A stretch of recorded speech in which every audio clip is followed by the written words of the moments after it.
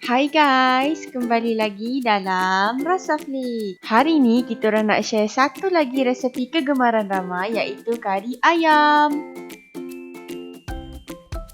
Kari ayam ni memang sedap dimakan dengan nasi masa panas-panas ataupun cicah dengan roti.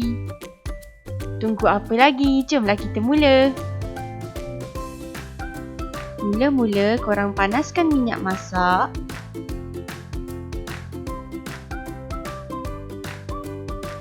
Dan masukkan 4 biji bawang merah yang telah dihiris. Disusuli dengan 3 ulas bawang putih dan 1 inci halia yang telah dihiris. Korang tumis untuk seketika waktu. Kemudian masukkan 1 tangkai daun kari dan kacau seketika. Masukkan pula 1 batang kayu manis, 1 puntung bunga lawang, 2 biji buah pelaga dan 2 biji cengkeh. Korang tumis bahan-bahan tadi sehinggalah naik bau. Kemudian korang masukkan pula 50 gram serbuk kari,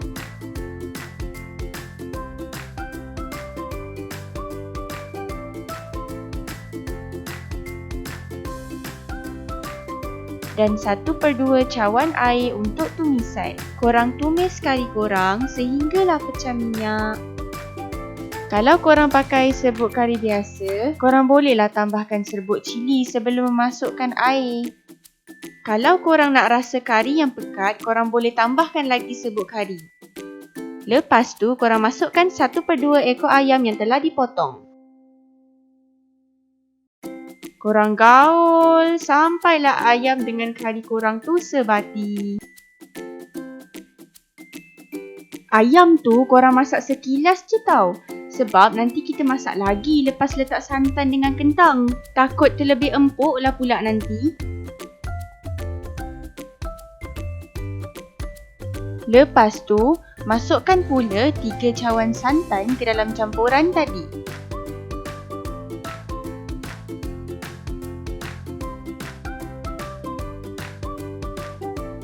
Gaul campuran dan santan sehinggalah sebati. Korang kena pastikan korang sentiasa mengacau santan korang tu untuk elakkan santan korang tu pecah. Bila dah mendidih, korang masukkan 1 sudu besar asam jawa. Korang kacau sampailah sebati. Kalau korang tak nak pakai yang paste, korang boleh pakai air asam jawa ataupun asam kepik. Kemudian, korang masukkan 2 biji kentang potongan wedges. Kalau korang nak tahu, kentang ni sebenarnya untuk memekatkan lagi kuah kari korang. Dan masukkan 1/2 cawan air. Korang tunggu sehingga kentang korang lembut. Pastikan korang gunakan api yang sederhana tau. Kalau korang nak tahu korang punya kentang tu dah empuk ke belum, korang cucukkan dengan garpu. Kemudian korang perasakan kari korang dengan 2 sudu kecil garam.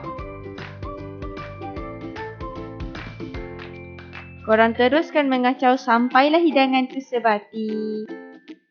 Yeay, kari ayam kita dah siap. Korang hidangkanlah kari korang tu dalam mangkuk. Senang je kan nak buat? Jomlah cuba.